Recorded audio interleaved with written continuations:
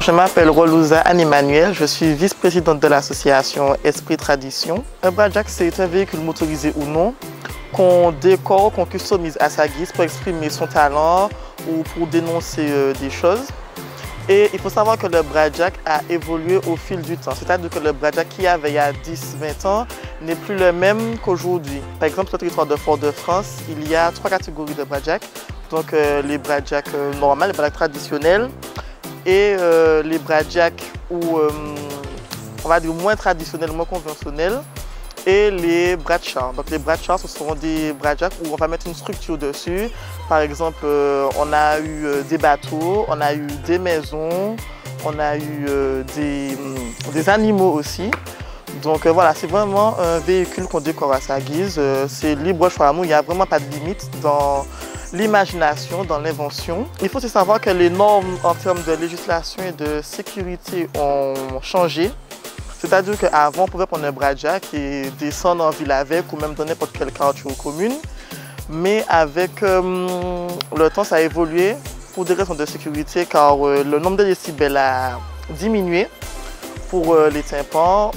Aussi, il faut que le Bradjak ait des vitres parce que trop d'accidents arrivaient et aussi les ceintures. En fait, vraiment, là, on essaie de garder l'esprit du Bradjak mais d'avoir une certaine sécurité quand même. Le Bradjak vient de Martinique, donc on ne le trouve nulle part ailleurs, à part en Martinique. Donc c'est vraiment quelque chose de chez nous, quelque chose qu'on chérit et qu'on fait en sorte de garder pour des années, des années, des années encore. Nous avons aussi, nous, réalisé la Casa Doucelette. Donc c'était Martine qui avait ses enfants et ses petits-enfants et avec qui elle faisait des bonbons et avec qui c'était un plaisir pour elle de partager son histoire de la confection des bonbons. Donc c'est vraiment ce qu'on veut transmettre aux jeunes et aux moins jeunes aussi. On veut vraiment faire passer des messages pour que les gens puissent comprendre que le Bradjak, ce n'est pas seulement de l'amusement ou juste pour faire la fête. On peut vraiment passer des messages durant cette période car tout le monde est réuni et on ne forme que.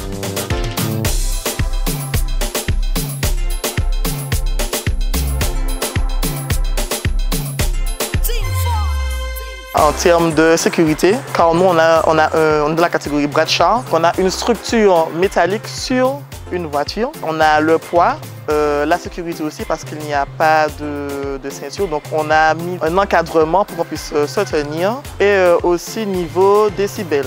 Parce qu'il faut savoir qu'avec la structure dessus, des fois on a le pot qui tombe, on a des problèmes de moteur, mais on essaie vraiment de garder une sécurité maximum. Donc c'est plus en termes de sécurité qu'on a un inconvénient, mais sinon tout se passe bien. Les qualités requises, mais déjà la passion, la détermination, ne pas avoir peur de se coucher tard parce que ça demande du travail et aussi ne pas avoir peur d'investir en termes financiers et en termes de temps parce qu'un Bradjak, quand on le fait, c'est avec tout son cœur. On ne fait pas un Bradjak pour faire un Bradjak. Il faut vraiment être passionné et le vivre à 2000 à l'heure.